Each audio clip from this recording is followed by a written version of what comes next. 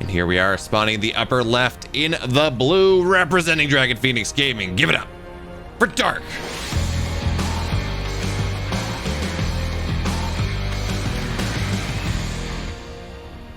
And his opponent on the bottom right-hand side of the map here in the red, the Shopify Rebellion. He is BYUN.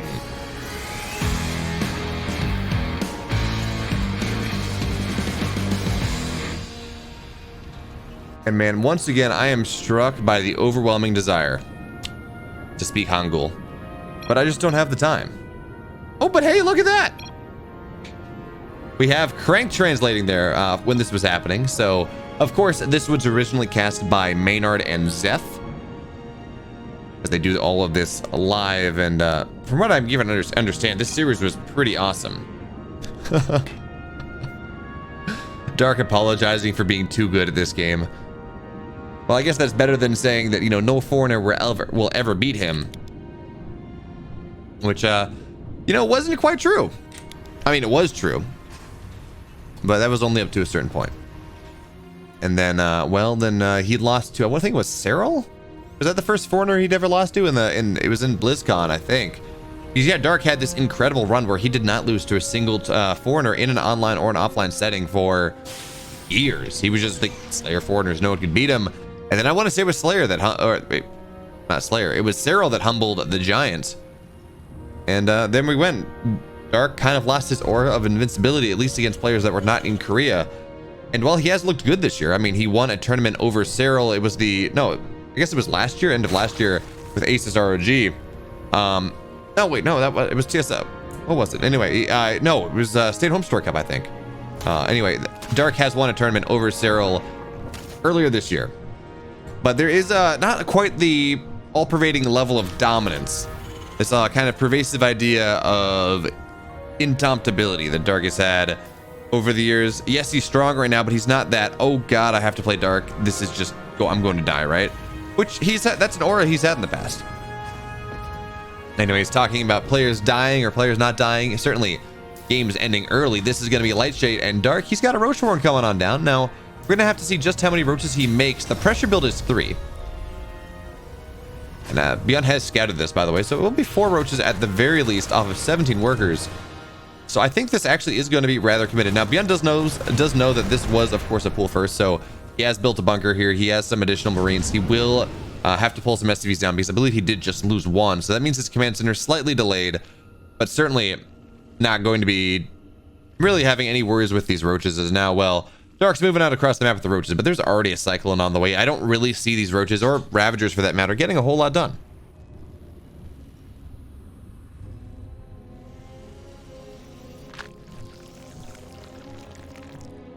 So now we do have Ravagers on the way. Here's a bunch more Zerglings, but these are Slowlings. We don't have speed even started here. Much less, well, speed's certainly not done, but it's not even on the way. So 12 Zerglings on the way. They're all Slowlings. That's a bit of an interesting decision, but the Zerglings, they're going to try to find their way on in. At the very least, working to pressure the mineral line. But I mean, the Cyclone's here. That means 1 Zergling will die, but the lock-on, it really needs to go on these Ravagers. It really needs to zone the roaches and the Ravagers out. But look at this, the SCVs are already getting pulled here, and BYUN, he's going to have some pretty good micro. No SCVs are going to go down just yet. Looks like he will just lose 1. Second one now going down as as Dark does target things down. The bunker is starting to burn here with a Cyclone on the high ground. Actually, BYUN's not really microing that all that well. So he's going to lose more and more SCVs, and then we'll be forced back onto the high ground. Now, we do have a second Cyclone on the way, and that's going to be something, but this is getting a lot more done than I expected from Dark. I mean, I don't expect this to end the game from Dark here. I don't think Dark expects this to end the game either. He has a couple drones on the way, but 14 more Zerglings. It's interesting that he's getting so many Zerglings. It's just, slow Zerglings don't do all that much in this game.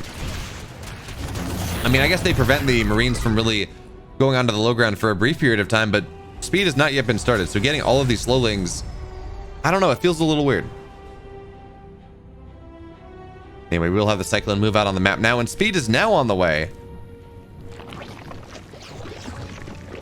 We're gonna just gonna have to see how much, really anything's gonna happen here. I don't know if Dark got enough, realistically. I mean, he got 8 workers, he forced the command center to lift for a little bit, and he got a Cyclone. That's beginning to be enough damage, but if we look at this BYUN, he's up on workers here in a period of time where you really don't expect the Terran to be up on workers because injects are a thing.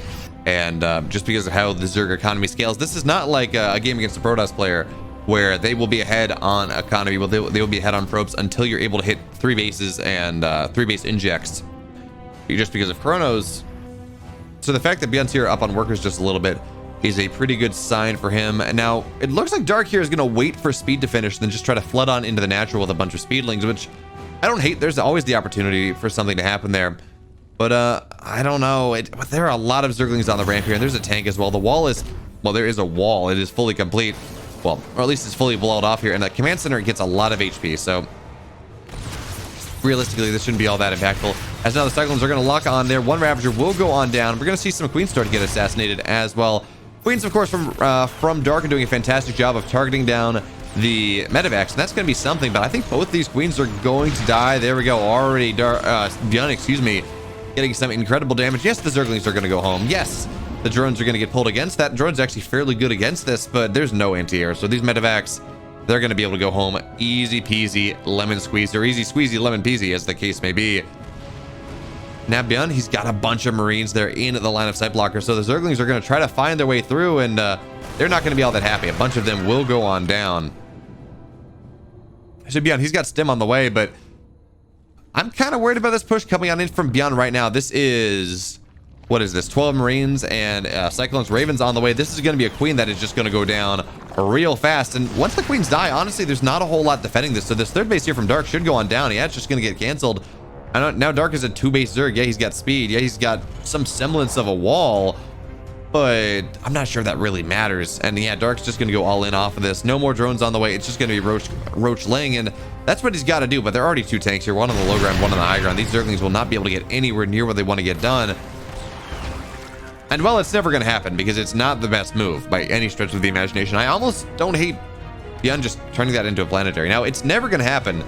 And if the game was going to go long, it would be the dumbest move ever. But considering that Dark is effectively forced into an all-in situation here, well, it'd just be a really weird 200 IQ move that it's never going to happen. But now we do have 1-1 on the way here for Dark as he's trying to find something here. But again, this move out, oh, the auto turret too. Oh, Raven's going to drop an auto turret, but Zerglings are just going to run on back. So nothing much really happening there, but Stim is just about done.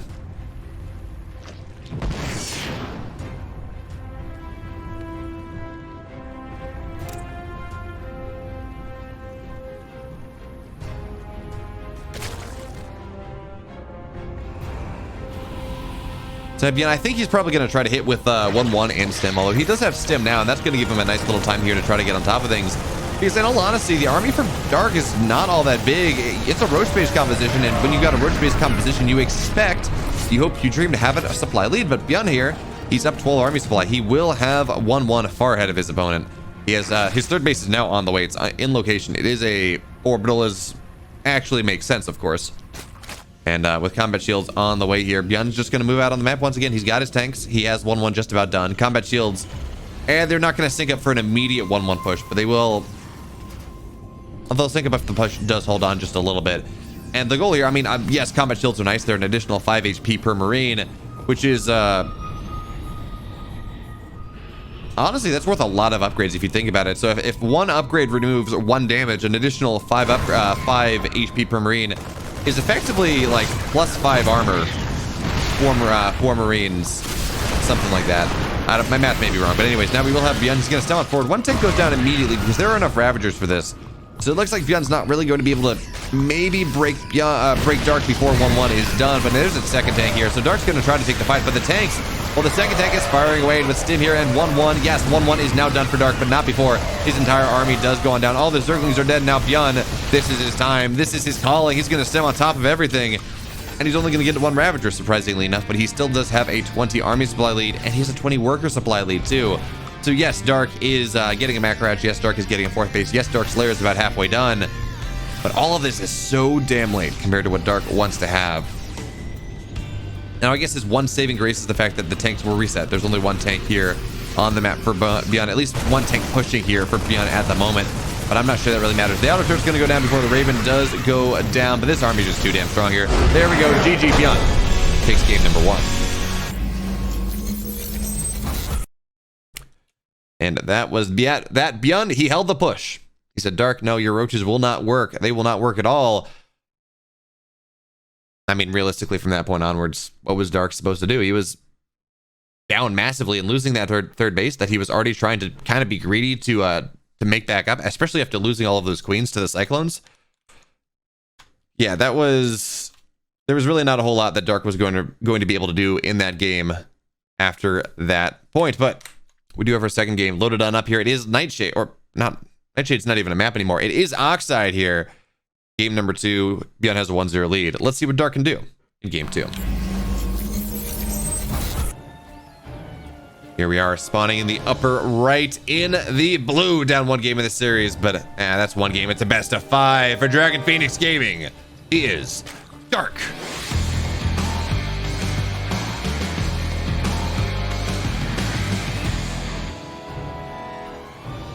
And his opponent in the bottom left in the red for the Shopify Rebellion, the master of micro. He is BYUN.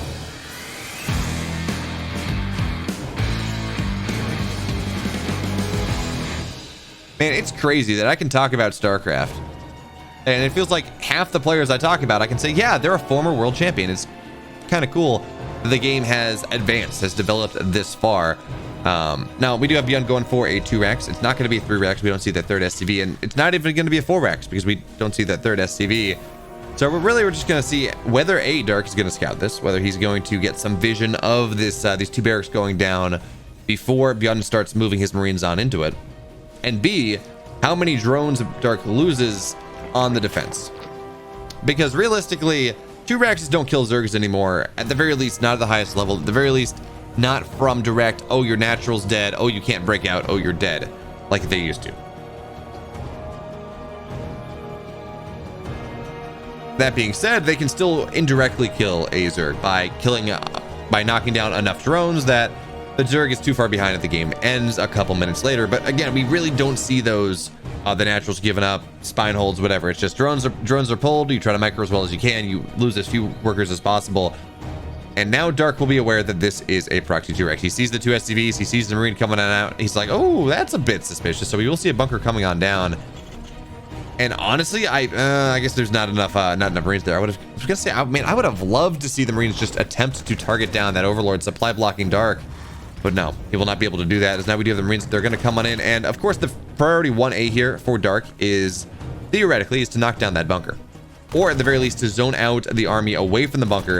If that is going to be the case, there's another drone. They've been pulled a long ways indeed. As the Marines, they're going to micro around onto the backside here. 1 drone goes down, 2nd drone is going to go down, and we are starting to lose a decent amount here. BYUN just doing a really good job of targeting these workers down. Yes, he will lose these Marines, but it is 8, 9, maybe even 10 workers are going to go down here. This is disastrous. Okay, that Marine isn't even dead yet. This is disastrous. Dark is going to lose every single drone that he has pulled to defend this, and the bunker's still not dead.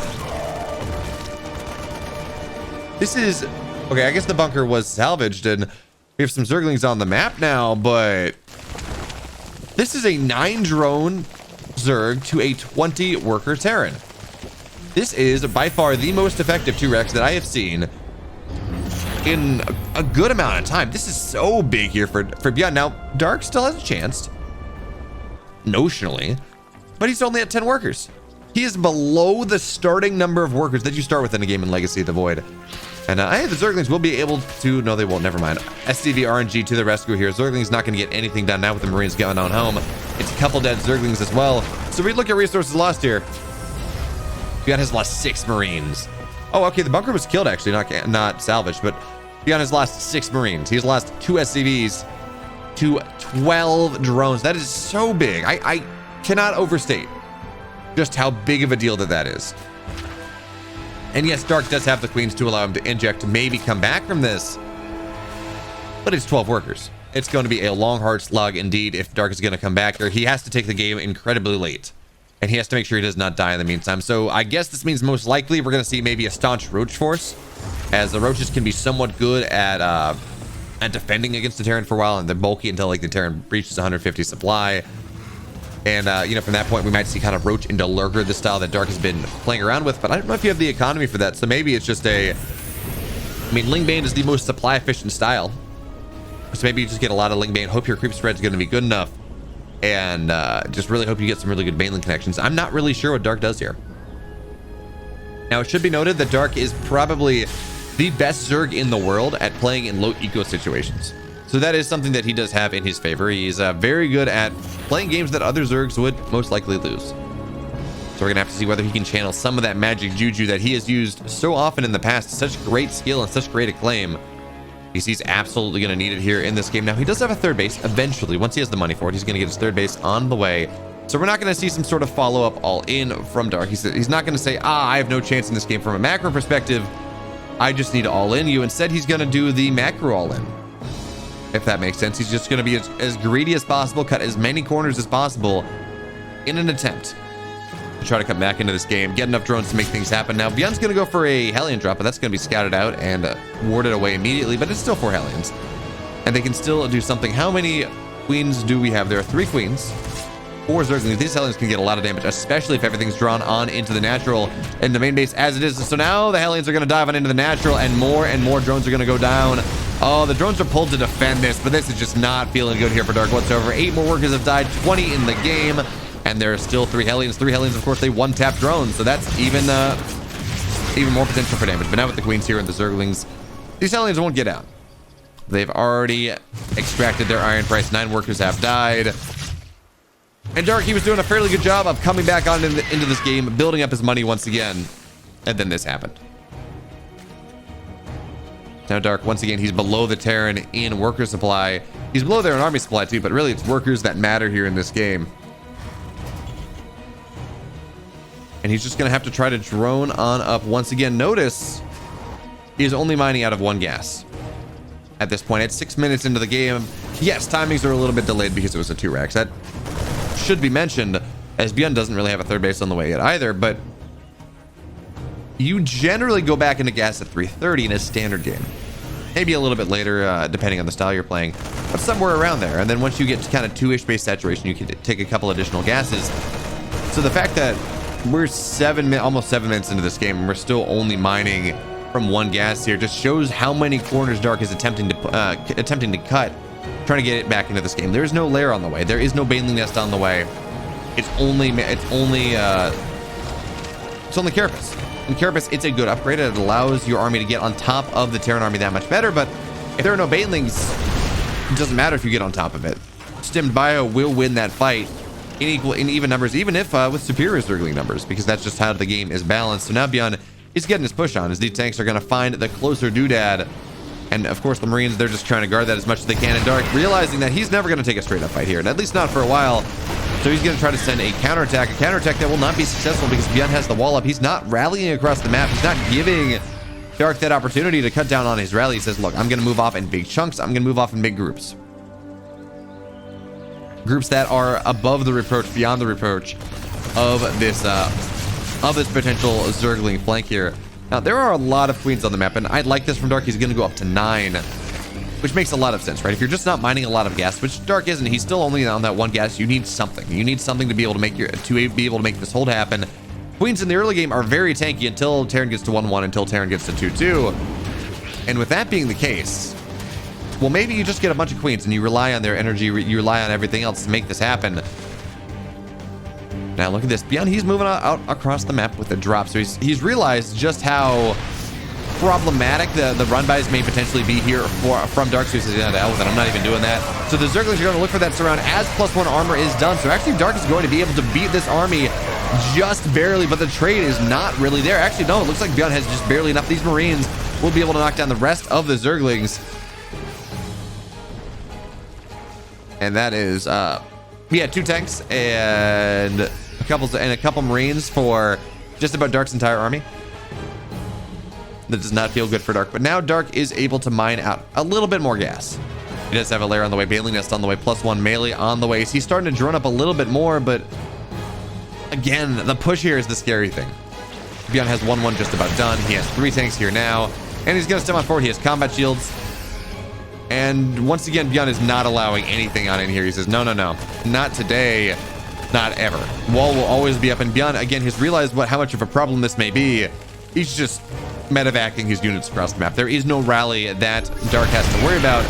or that BYUN has to worry about, I guess. It is just going to be medevac picked up, moved across the map here. Now, Zerglings are going to find a tank, and that's going to be very nice for them, even if some of them do die.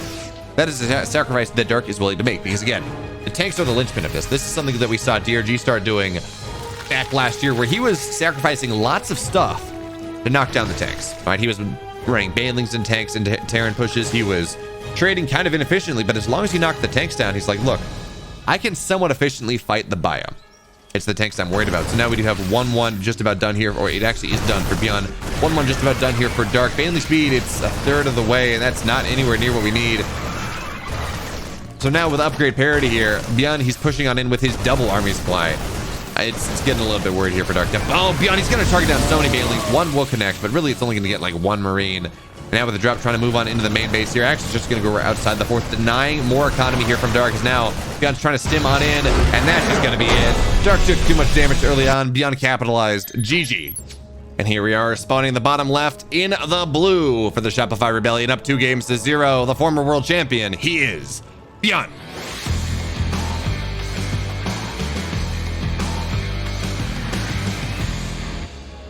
And his opponent in the upper right in the red, also a former world champion. It should be noted for Dragon Phoenix Gaming, he is Dark.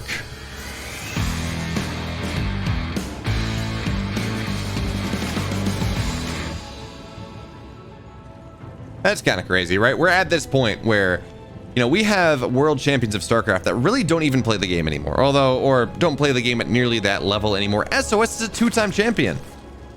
And he hasn't made the playoffs of a tournament in 2020 or 2021. I guess he had a decent run. I think it was at BlizzCon at a Katowice, but other than that, he has not looked good for the last like 15 months. And he's a 2-time world champion. You know, BeoMulf won his, what it was in 2016. That is 5 years ago. Dark won his in 2019.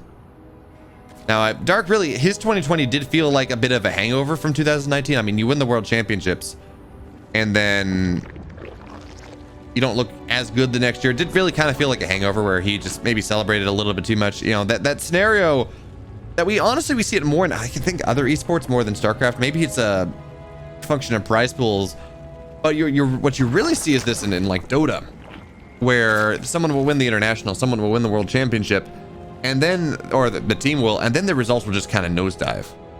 They'll get this feeling that, oh, I've won everything there is to win. I'm like a millionaire here. My individual take home was like over $1 million.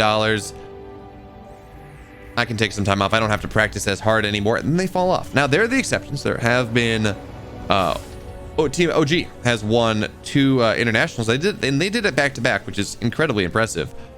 So yes, there are exceptions of teams that do continue to be good even after winning a world championship. But often it's with a roster shakeup, or kind of they're good for a little bit and then it's a slow decline. Now I'm hoping Dark is on the way back up here because he's a damn good player, and he certainly is still scary, don't get me wrong. He was just not the best player in the world that we saw at the end of 2019. BeoMulf for his part is also not quite riding the same highs that he did back in 2016 when he did win that. Was it 2016? Yeah, I think 2015, 2016. Anyway, not quite riding those same highs that he did when he won his world championship, but also you gotta remember, right? He went to the military. He's only just now coming back, and when he's on, he looks damn strong indeed. Unfortunately, that doesn't seem to be as good when he's in offline play. When he's in the GSL studio for whatever reason, and I've talked to him about this. He's like, yeah, I have no issues practicing at home for hours. My wrists don't hurt. If I'm playing in tournaments online, my wrists don't hurt. If I'm at my desk, I'm totally fine. But for some reason, when I go to the GSL studio, I don't know whether it's the nerves. I mean, I'm obviously paraphrasing a little bit here, but I don't know whether it's the nerves or the desk or the hardware or whatever it is. But it just kills him. So I don't know exactly why that is. Maybe it's the nerves. Maybe he just gets tighter. Maybe the desk is at the wrong height. Maybe the desk is smaller. Whatever the case, he looks good in online play, and it should be remembered, of course, this is an online tournament, so if he's going to look good in anything, it will be this indeed. And in some small way, that does mean that 2020 was a really good year for him to return, because I mean, look, all of our tournaments were online. outside of the GSL. And with BYUN winning Aces ROG, I mean, he looked good. He knocked down both Raynor and Cyril. That was a stacked tournament that he did end up winning. We should probably talk about the game because things are getting rather interesting indeed. BYUN opening with a medevac into a Hellion Banshee play is really interesting because now he's going to try to stim on into the main base with 7 Marines and a Widow Mine. Or, sorry, 6 Marines and a Widow Mine, as he also attempts to dive on into this third base. This is a really weird pressure opener coming on in from BYUN, and it will be a Hellbat timing behind this. But this is like 5-minute Hellbats, which is not the most impactful Hellbats. I mean, they can be, but it does feel like the earlier the Hellbat timing hits, the stronger it is, even if it has less stuff. It feels like at a certain point here, the Zerg's going to go up to 7 to 9 Queens, and there's not a whole lot that the Terran's going to be able to do about it with Hellbats. But you never know, BYUN, he's a better player than I. So we're going to have to see what exactly he has in store for us here in this game.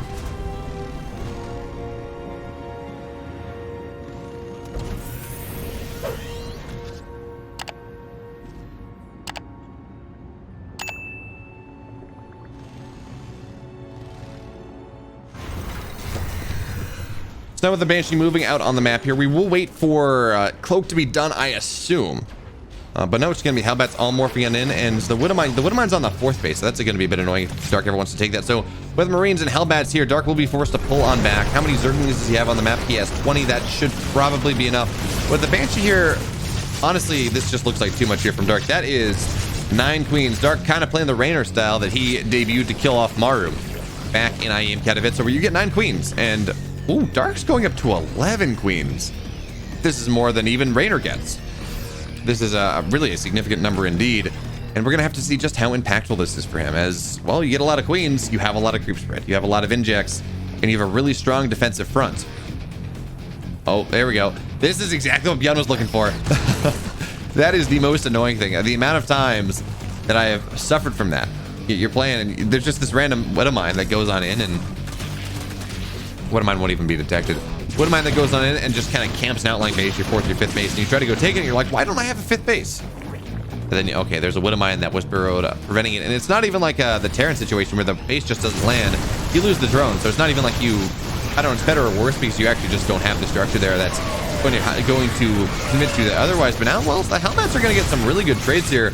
Yeah, a couple of them will go down, but the Queens will be able to fight them back. But still, I think that was like 20, 30 Zerglings that did just die. And now the Banshees, they will find this 4th base. They will see that it is heading on up. But with the Queens here on the high ground and the Spore on the low ground, well, they're not going to be able to do too much about it. And this does mean that 1-1 of the Zerg is going to be ahead of BYUN for the first time in this series. Dark, he's in a stable position. He's not lost all that much. Yes, he's lost more resources, but he also has been able to actually establish his economy. 3 hatches on the way as he's going double map. Oh, that Widow Mine. He's also going double macro hatch. That is not something we see all that often, but hey, if you're going a Ling Bane style, especially if all of your Queens are fighting and not injecting, I guess it makes sense. That is what Dark is going to do. Okay, that Widow Mine will go on down, but it is delayed 2 bases here in this game, so already, well, BYUN is going to love that Widow Mine indeed. We do have mech armor on the way. I mean, this just signals a strong commitment to Widow Mines in this game. It's going to help out the medevacs too. And BYUN, he's getting ready for his push, but he's not quite ready yet. His 1-1 is not done, and Dark's is, so BYUN really does not want to make a push happen right now. And you know what? Actually, with the mech armor as well, it's going to be really good for the Hellbats, if any do survive the coming assault. As this run by, we'll try to find his way on into the 3rd base, but BYUN, he's got enough back here that he's going to be totally fine. He's honestly pushing from the 3rd to the 4th, or the triangular 3rd to the linear 3rd. It's not all that far. It's relatively easy for the Terran to get back in time. But Dark, he's just going to move away for half a second. He says, ah, yes, now is the time for me to wreak havoc here on your mineral line. And again, this is the best that Dark has looked in this entire series. He's doing such a good job of stymieing this push here from BYUN, waiting on the world to change, or at the very least, waiting for BYUN to make an aggressive move so he can roll on in there with a bunch of slow banelings. And he will be rather successful indeed. 5 orcs do go down as the run by once again is getting damage done. The banelings, well, they make some connections, but it looks like only 1 baneling made a connection with a lot of these. So yes, 8 workers do go down, but it could have been a lot more. It really could have been many, many more. But now Dark, he does have his Hydra Den done. His baneling speed is just about done. 2-2 is on the way. Dark is rapidly getting on into that lurker style that is so powerful on maps like this, or just in maps in general. It really is the most popular Zerg style at the moment. That being said, though, interestingly enough, BYUN, or Dark, I should say, is going for a he's going for a Hydroling Bane style into lurkers. A lot of players, Raynor included, who really is the father of this style, so that's kind of who you got to look to say, how is this style evolving right now? He goes for Lingbane, and yes, he gets a Hydra Den, but he does not build a single Hydra until the Hive is done. He literally just uses it to go on in there to get into Quick Hive to make sure that he has his Lurker tech done when the Hive is done, so he can, of course, get what he needs to get done and get on into Lurker upgrades ASAP. But now BYUN will be able to knock down the 5th base here of Dark. BYUN's only on 3 bases, so this is not the end of the world for Dark here. It is interesting that Dark just kind of let that one go for free. But I guess Dark is waiting for 2-2. Do we have an Infestation Pit done?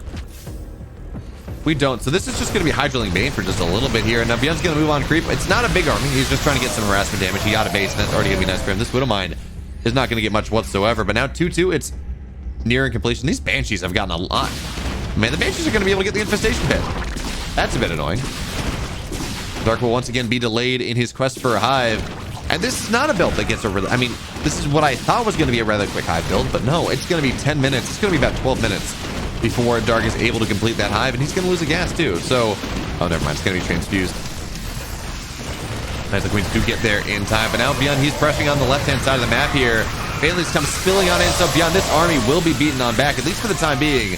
But there is more where that came from, and BYUN, he's not quite at the point where he's going to start rallying yet. But he is getting there. Looks like he's actually going to break this base. We will lose the Overseer here. The Bailey nest is going to get targeted down, and that's massive. No more Baileys outside of the 11 that Dark just decided to morph, and 4 or 5 of them are going to get targeted down.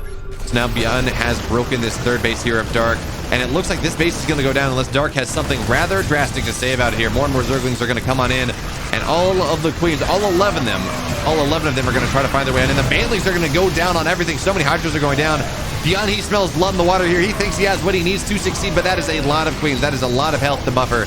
And eventually we will have Baileys coming on in. But for the moment, this is so many Queens dying, so many Queens spending all of their energy. But it looks like they're going to hold. Yeah, they will, because BYUN does not have 2-2 just yet. That one Widowmine, or that one Baneling shot, is going to be massive here. How many Queens do we have on the map now? We have 9. Only 2 Queens died in that exchange.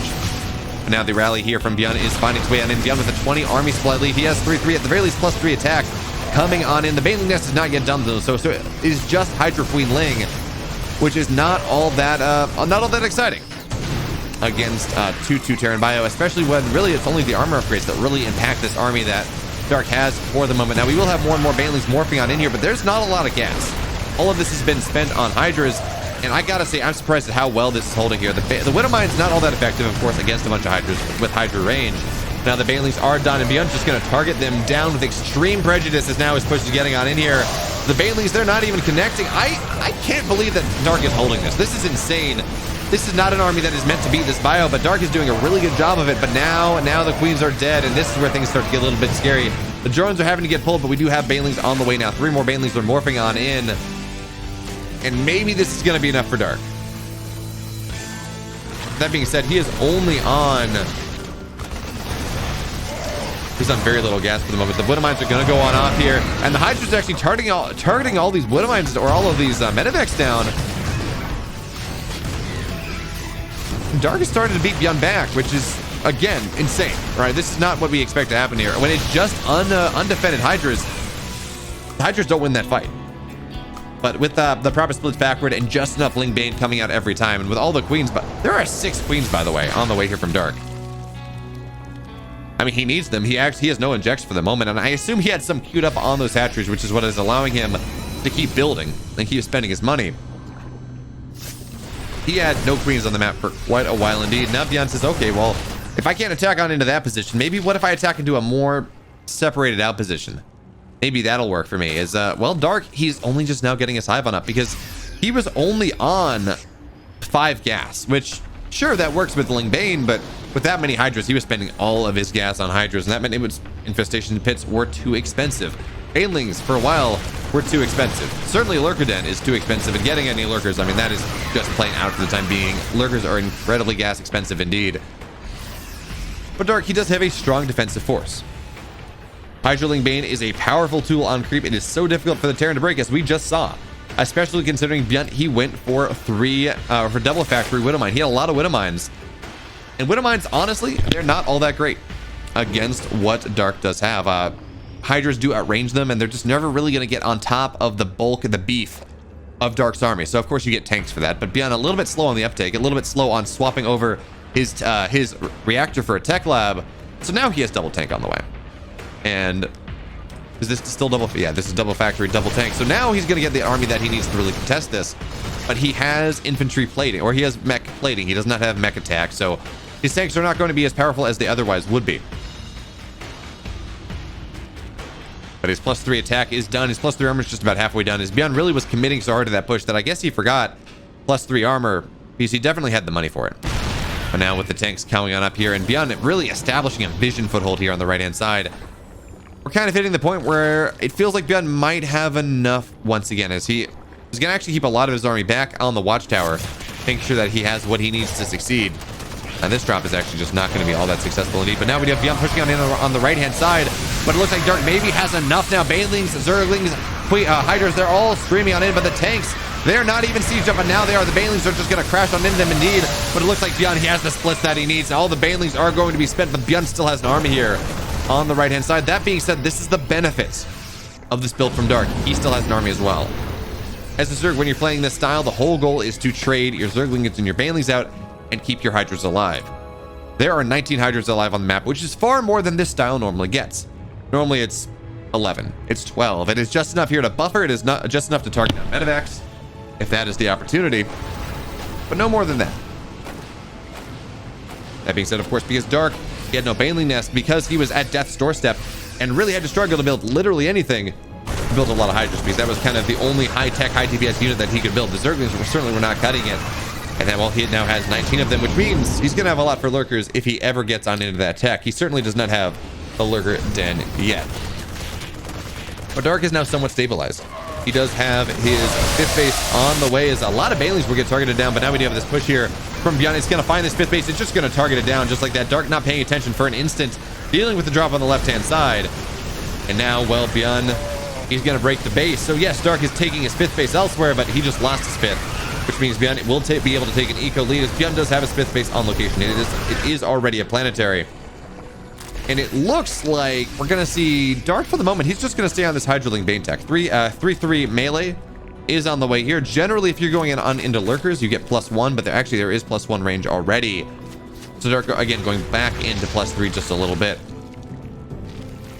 But we haven't seen any higher tech. We don't have any lurkers on the way. We don't have any Ultra Cavern on the way. And while we do have a Viper, I think maybe 2 or 3 Vipers. Yeah, but there's actually just 1 Viper on the map. It's only 1 Viper. Vipers are good. They're fantastic against tanks, but you need more than just the one. There we go. We have a couple more Vipers on the way here. As this 4th base here from Dark will get broken. I guess it was his 3rd, but whatever. It's a 4th base in my heart just now. And yeah, it didn't have a lot to mine from it. Only had 4 mineral patches left. But still, BeoMulf has taken down 2 bases from Dark in the blink of an eye. And now Dark, he's trying to re-expand. And it looks like he did get that 5th base back up in the time being, but now it's the 4th. Functionally at it, actually even less than that. Now BeoMulf is going to own this. This is actually the worst spot to ever fight into if your opponent has tanks. It is so choked up. There is literally 0 chance you actually take a positive fight whatsoever. So Dark will now back on up, setting up his concave once again. There are a lot of Banelings, but they're going to get trapped behind the Hydras and the Queens. That means they're really not going to get the engagements they're looking for. But now, again, the Terran army is stimming on in. Dark is waiting here for his 3-3 to complete. That's really what he wants. He's like, look, I'll take some Zergling trades. Whatever. When I get 3-3, that's the time that I'm really going to look to fight here. And now he's going to take the fight. 3-3 is 5 seconds from completion. Dark, you cannot take this fight just now. Wait, show a little patience, and take the fight once your upgrades are done. So now the upgrades are in here, and now maybe, just maybe, Dark has the ability to take a better fight. But I gotta commend Dark here. He has taken a lot of damage in this game. He has lost 3 separate bases. He's lost a lot of queens. He's been at death's doorstep a couple times, but he's done such a good job of fighting on back. There's going to be some fantastic Baneling connections indeed, but this foothold from BeoMulf is terrifying. It is hard as hell to break, and it just goes all the way back to BeoMulf's 3rd base. It is layers and layers of tanks and Marines. So if you want to sweep BeoMulf from the map, you got to penetrate. You got to get back into his 3rd base, which is going to be a difficult thing indeed, because that is real damn close to his rally. Of course, now Dark does have his 5 bases up. He does have bases all on the right-hand side. But BeoMulf, he's just going to continue to push on forward as the creep does recede. So this means now Dark is going to try to take the fight, but it's a little bit desynced because the fight on the right-hand side is starting a lot more than the fight on the left-hand side. But now the Banelings and the Zerglings and the Vipers really are going to come on in here. The tanks are going to be disabled. Banelings come crashing in, but so many Banelings run into the tanks. So Dark, well, he's not going to be able to win the fight in one fell swoop, but he does a good job of forcing ByUN off of his side of the map for the time being. But now ByUN is here, he is powerful, and he has a lot of ghosts. Ghosts, of course, you might think of them as anti-ultra tech, as anti-lurker tech, and that is true, but ghosts by themselves, they do a bunch of bonus damage to light, and they are not light units themselves, so Banelings are not very good against them, and they have a ton of HP. And they can cloak, if that's your jam. I don't think ByUN has personal cloaking yet, but yeah, he only has Banshee cloaking, not personal cloaking. But anyway, ByUN's army is scary indeed. He has his all 5 bases saturated. 6th base is on the way, so he's going to go take that. And that means he's actually going to be ahead of Dark in bases for the time being, which is never a situation you want to be in as the Zerg, because you're always going to be mining them. You're always going to be trading worse. But now look at these. Okay, the snipes are going to be nice, but a ghost and a tank does go down for that, which means it's a somewhat even trade. I mean, of course, as Dark, you want to keep your Vipers alive as much as possible, but sometimes that's not really possible. And getting a trade, getting a couple of ducks is worthwhile in the end, as these parasitic bombs are actually really good. The Medivacs won't go down for the first set of bombs. Oh, if we see a second go on in, maybe that's going to be worthwhile. Now the ghost snipes are going to go on off, and there's no way for Dark to really get on top of that. So now ByUN's army is going to come stimming on in. That's going to be it. GG ByUN. He takes the clean 3-0.